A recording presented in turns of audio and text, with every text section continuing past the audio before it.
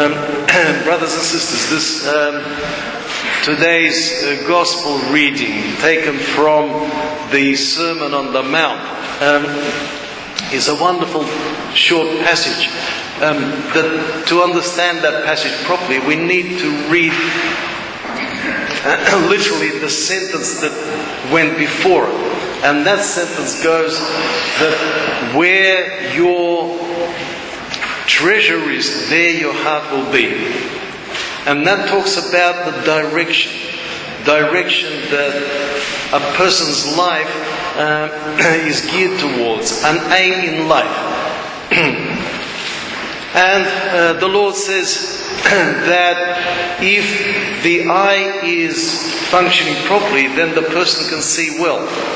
And in this case, the eye is, of course, our conscience, our mind, which enables us to see where we're going in a spiritual sense. Now, can you imagine if a person were to take a compass for travel in the bush, and then he kept a magnet somewhere close to that compass? What would happen? Would he get any proper direction of where he was going? Not at all, because the compass needle would swing from pointing to the north and then again to that little magnet wherever it was. So this is the same in our life. If we have other treasures besides God, like a magnet, the treasure of our heart attracts that needle and points to the direction that we ought to be going. Now, if that's God, it's fine, and our whole life begins to form around that proper direction that we're going towards. That is the aim of Christian life. God, Christ, the grace of God. The Lord finishes this passage by saying that seek ye the kingdom of heaven and His righteousness, and all of the other things will be added. And just earlier he spoke about the other things that normally human beings put so much energy into and worrying about. Not that we should just sit down, fold our arms and say, okay, God, you do everything for me. I'm not going to worry about anything, and I'm not going to do anything. That's not what he's talking about. The Lord is talking about a harmonious structure of life where there is a central direction, and the rest of our life is formed beautifully around it and is taken care by God. And if we have two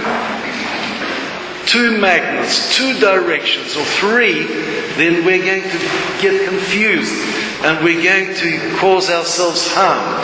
Now, just last Sunday, in the theological session that we had, I spoke about something that is known in the cultural history of Russia as the concept of Holy Russia.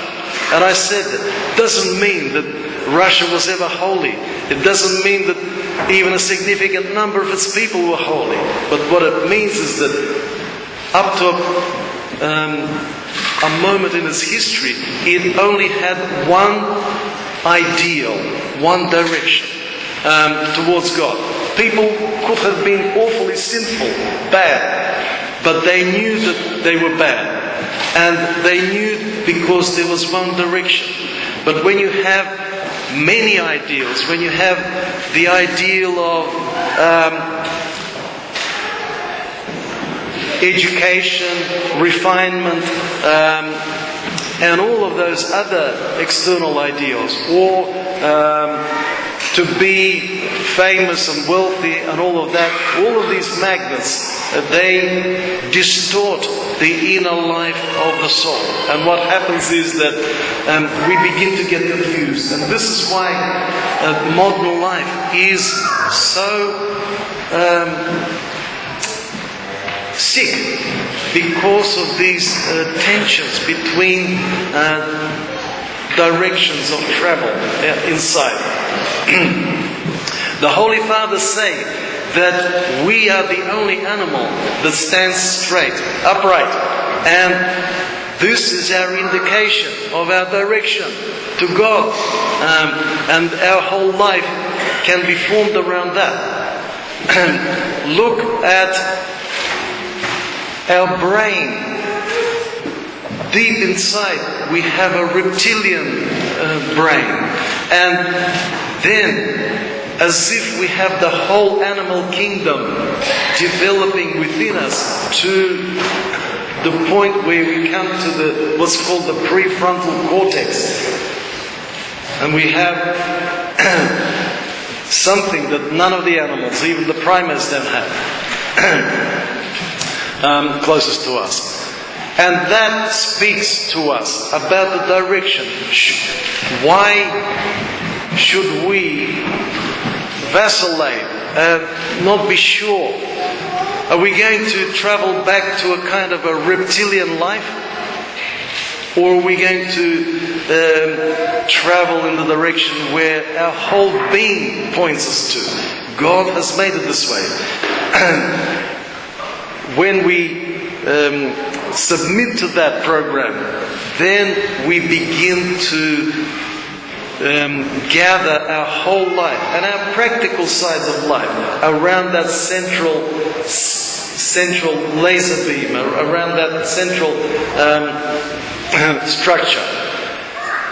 And we begin to gain that health of the spirit and of the soul.